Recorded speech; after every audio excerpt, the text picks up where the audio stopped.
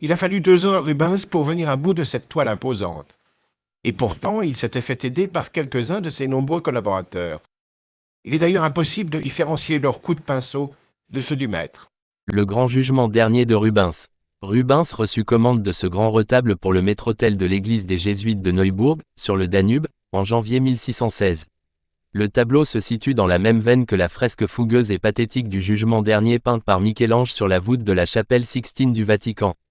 Dans la partie supérieure du tableau, le Christ juge, enveloppé d'un drap rouge, sépare les élus des damnés. À sa droite, la Vierge et, derrière elle, les prophètes, les apôtres et les saints. À sa gauche, vêtu de bleu, Saint Michel Archange tient le livre des élus.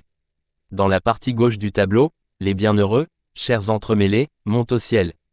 Ceux du bas, à peine sortis de terre, ont la peau d'un gris terreux. Les femmes nues de la zone centrale, plus proches du Seigneur, sont déjà d'un rose lumineux.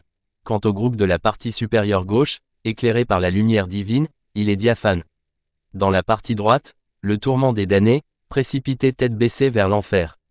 Bouches ouvertes, corps tordus, regard sombre. Instant tragique qui rappelle un autre tableau de Rubens peint 2 ans auparavant, la chute des damnés.